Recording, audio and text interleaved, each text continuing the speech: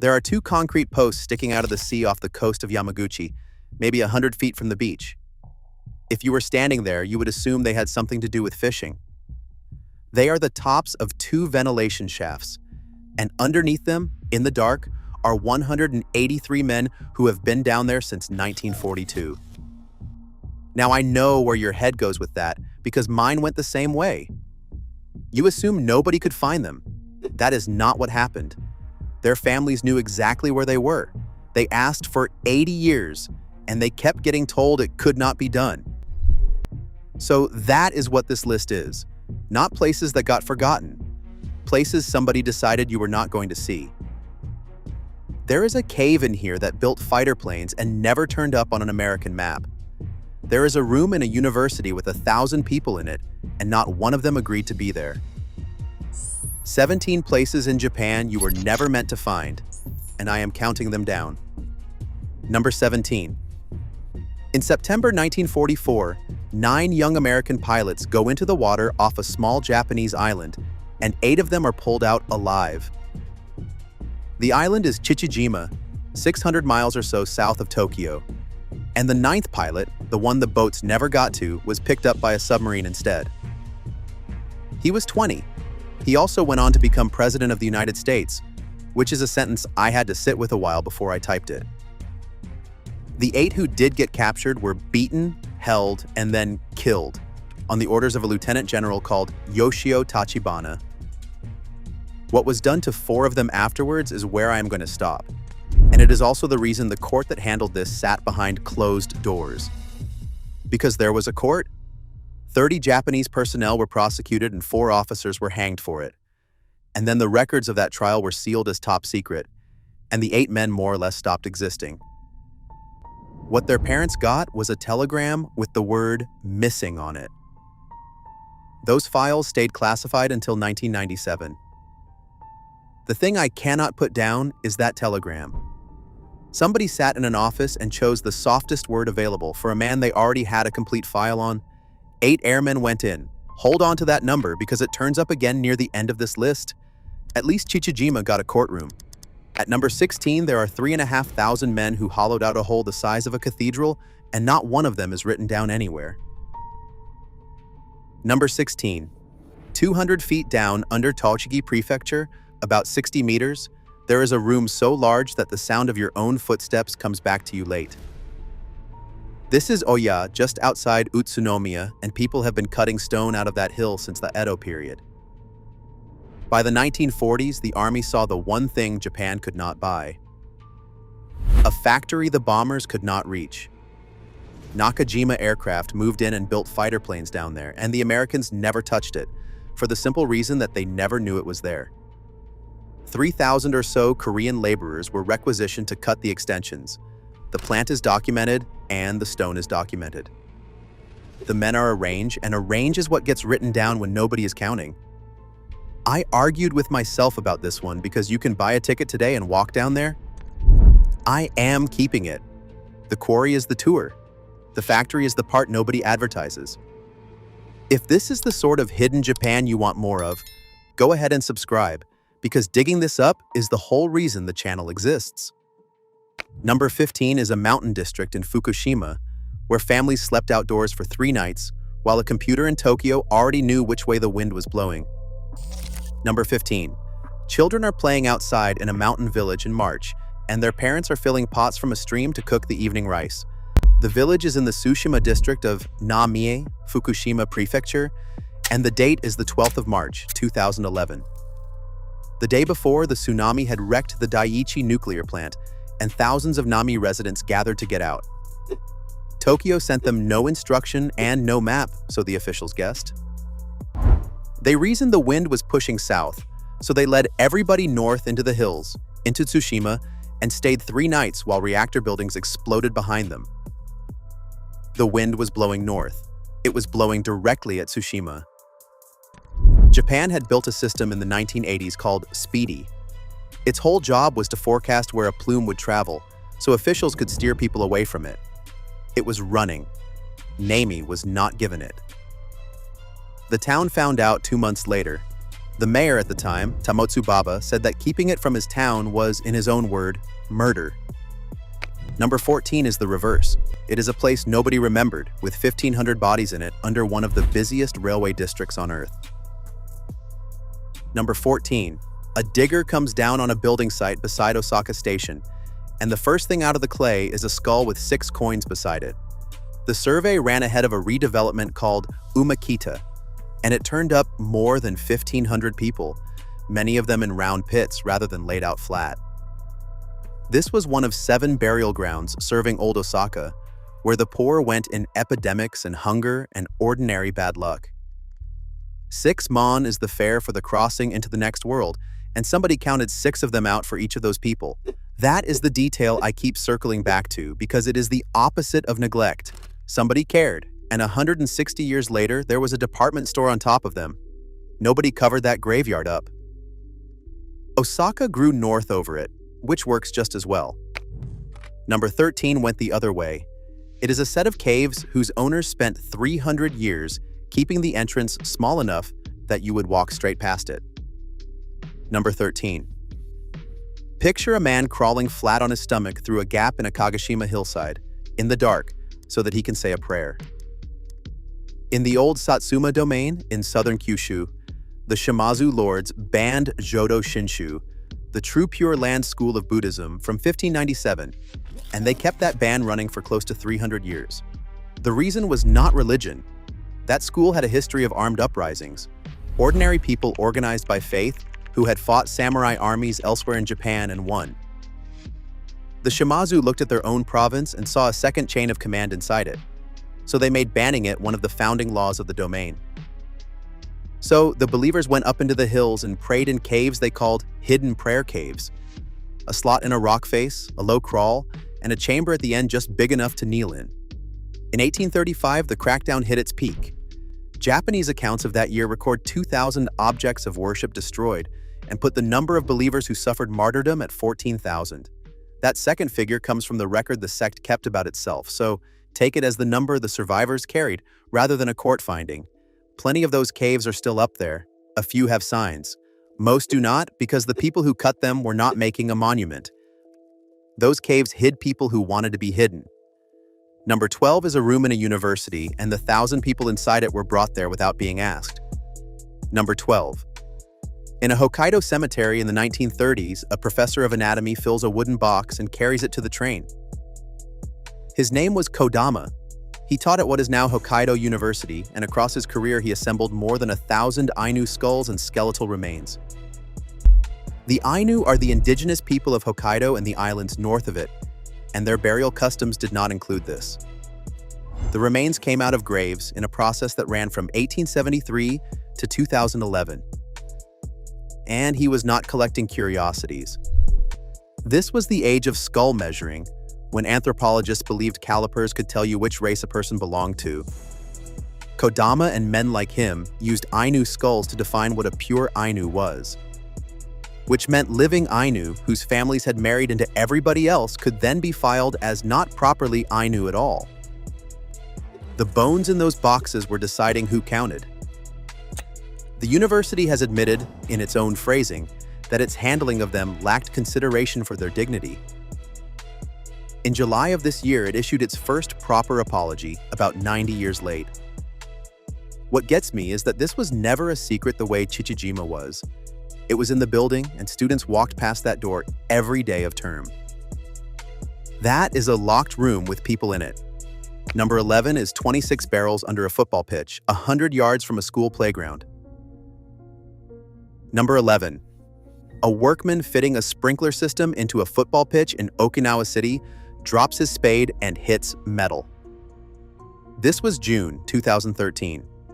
That pitch had been part of Kadena Air Base until 1987, when the land was handed back for civilian use, and under the grass were 26 barrels stamped with the Dow chemical logo. Testing found dioxin and a defoliant compound used in the Vietnam War. One barrel came back at 840% above the safe standard, and water nearby at 280 times the legal limit. Dow Chemical said the drums had not held Agent Orange. The Air Force said the school area was completely safe. A pitch that local kids had run around on for a generation turned out to be a hole somebody filled in and leveled off. Number 10 is going to feel strange after that, and I will flag it myself when it arrives because it is the one entry here where the secret was a good one. Number 10. Somebody lifts the boards beside a fireplace in a mountain farmhouse and starts digging gunpowder out of the floor. This is the flag. I have spent the whole list so far on bones and barrels and sealed courtrooms, and this one is not that. It is the only secret here that was kept by the people living on top of it, and nobody died for it. Give me 90 seconds. Gokuyama sits in the steep valleys of Toyama Prefecture. The farmhouses are gasho zukuri, built like praying hands, those enormous thatched roofs. In the middle of the main room is a sunken hearth, and underneath it the families had dug a pit 6 feet deep, about 2 meters. Into that pit went mugwort, millet husks, and silkworm droppings. Then the floor went back down and the family lived over it for 5 years. What came out was saltpeter, the main ingredient of gunpowder. So whole villages were making the raw material of firearms under their own floors and selling it to the Kaga domain, in a country where the shogunate cared very much about who had gunpowder. The valleys did the rest because there was no road worth the name up there until the 20th century. You can look down into one of those pits today, at Suganuma. Right.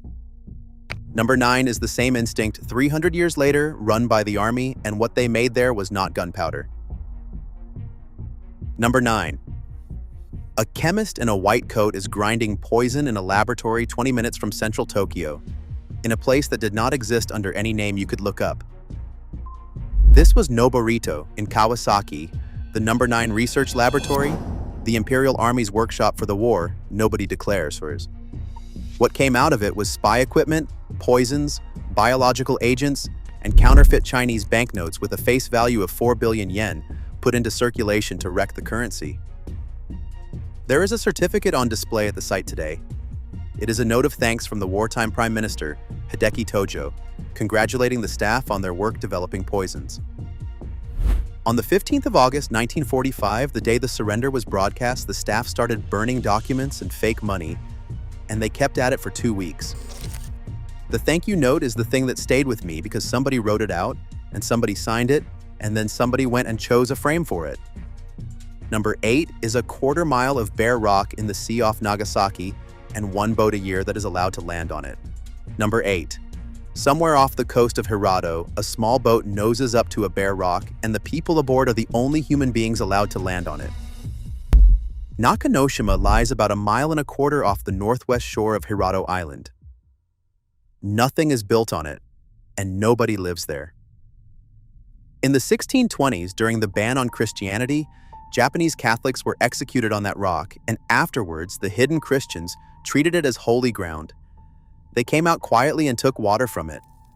That water was used for baptisms across the villages for generations, while the faith itself carried a death sentence. It became a World Heritage Site in 2018, and it is not restricted, it is closed.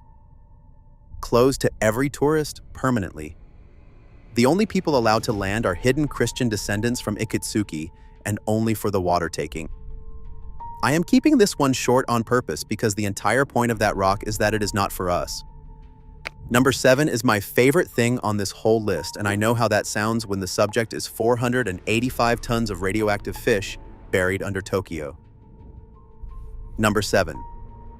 A lorry backs up to a pit behind Tokyo's fish market and tips in a load of tuna. On the 1st of March, 1954, a wooden tuna boat out of Yaizu was working near Bikini Atoll when the United States detonated a hydrogen bomb.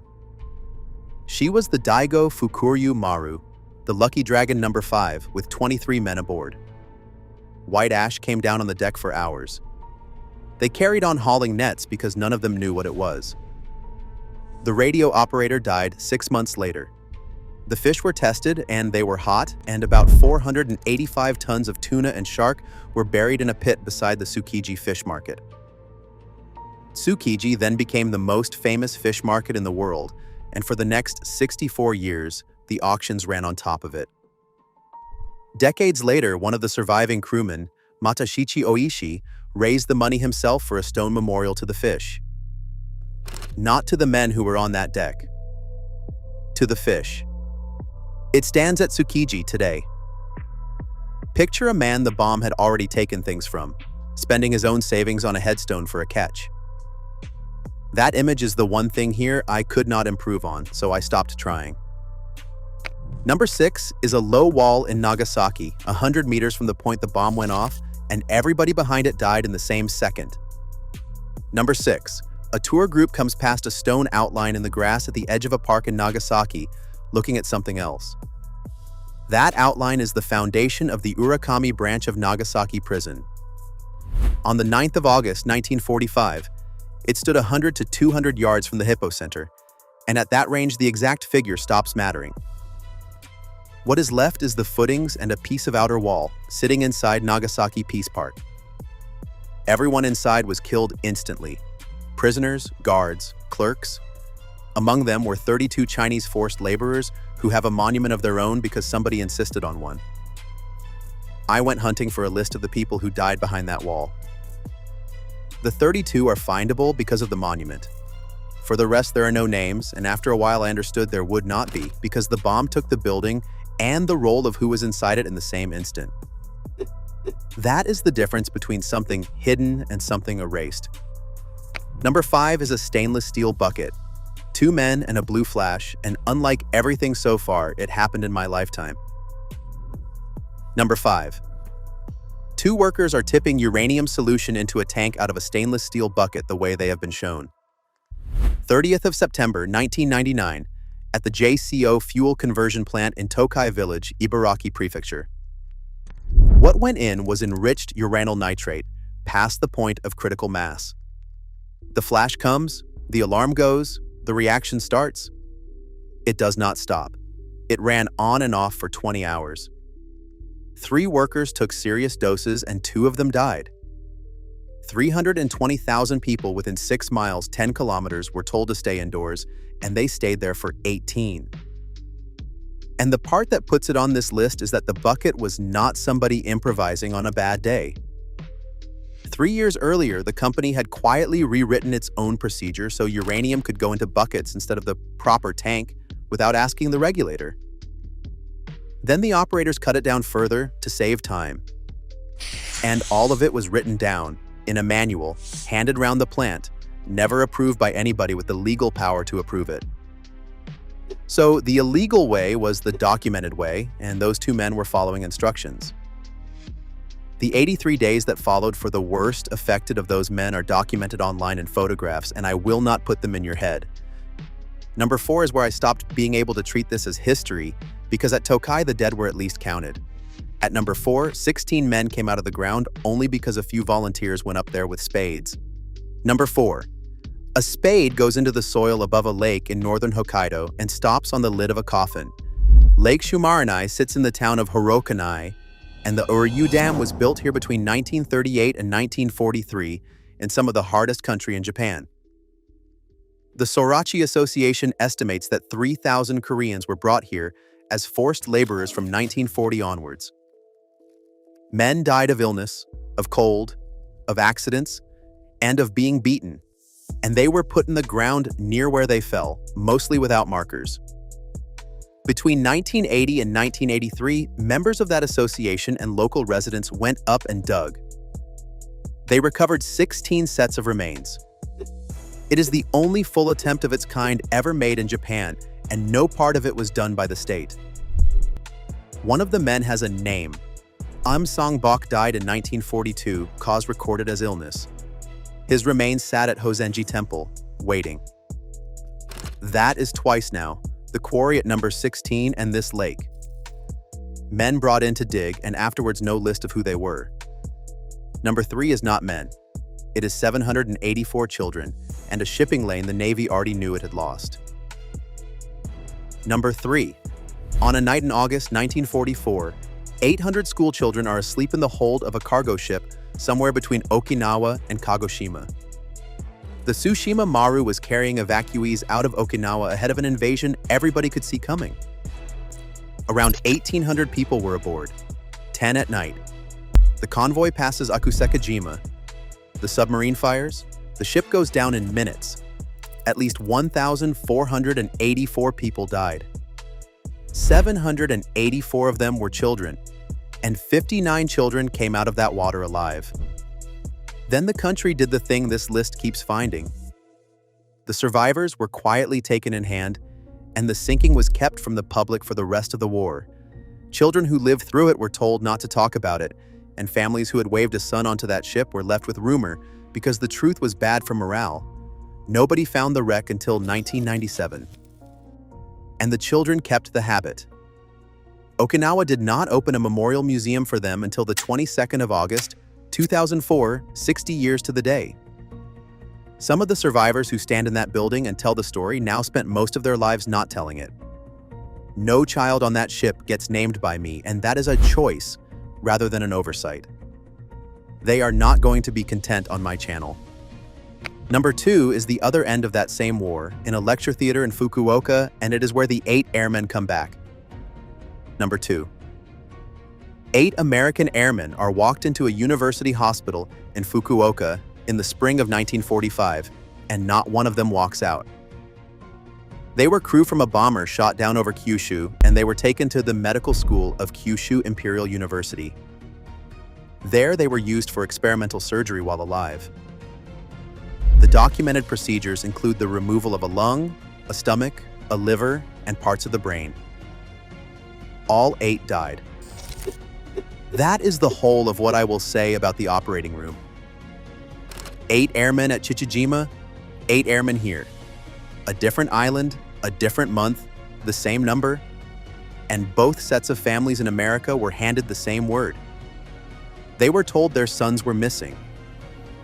Some of those involved were tried afterwards, and then the university said nothing in public for about 70 years, until 2015 when it opened a museum of medical history in the Kubo Memorial Building, with one panel inside it explaining what happened here. One panel. I keep coming back to that because it is not a wing and it is not a room. I went looking for the moment a person decided to bury it because a decision is at least a thing you can point at. There is no such moment. Nobody sat down in a particular year and hid it. It simply stayed unsaid, which is a slower and far more comfortable way of doing the same job. Before I take you down to number 1, do me a favor and tap that like button. This channel is small and new, and it moves the needle more than you would expect. Number 1. The sea comes through the roof of a coal mine 2/3 of a mile out under the water, and 183 men have nothing above them but the sea. 3rd of February 1942 at the Chosei coal mine in Ube, Yamaguchi Prefecture. 2/3 of a mile from the entrance, the roof failed. The water comes down the slope.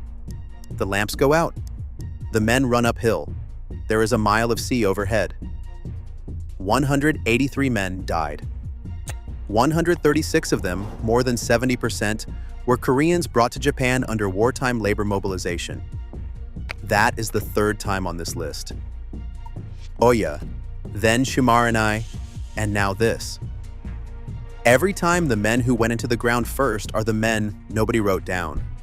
Except this time somebody did write them down, and there is a record of all the dead, which makes what came next worse. In 1982, a memorial went up at the site, and only the families of the Japanese miners were invited. No names were carved on it at all. The families asked the national government to bring the bodies up. They asked for 80 years, and they were told it was not possible. You can go and stand there. The 2 concrete pillars I opened with are right in front of you, a few tens of meters off the beach at Nishikiwa. Local people call them the pias. They are the tops of the ventilation shafts and the only part of that mine the world can see. In February this year, about 800 people came down onto that shore for the memorial, bereaved families and Korean lawmakers, and the civic group that has been organizing it for decades. 800 people on a beach, looking at 2 posts. That is the whole of the grave. In August of 2025, volunteer divers, not the government, brought up the first human remains from that mine in 83 years. In February of 2026, a team of cave divers came in from Taiwan, Thailand, and Finland. On the 6th of February, they brought up a skull. On the 7th, one of the Taiwanese volunteers had convulsions underwater and died. The operation was suspended. A man from another country died last winter trying to lift somebody else's grandfather off the floor of the Seto Inland Sea because after 84 years, no government would do it. There is a difference between a secret and a silence, and I did not properly understand it until I put this list together. A secret needs somebody to keep it. It needs an order, a safe, somebody who checks the lock, and that person can be found and asked and made to answer. A silence needs none of that. It only needs everybody to stop asking at roughly the same time. Then it maintains itself for free, forever, with nobody responsible and nobody able to end it. Almost everything here began as a secret and relaxed into a silence, which is why so many of them were opened in the end not by an inquiry but by a workman with a spade, a diver with a torch, or somebody with a shovel and no authority at all. So tell me one thing in the comments and sit with it for a second before you type it. What is under the ground where you live and who would have to go and find it?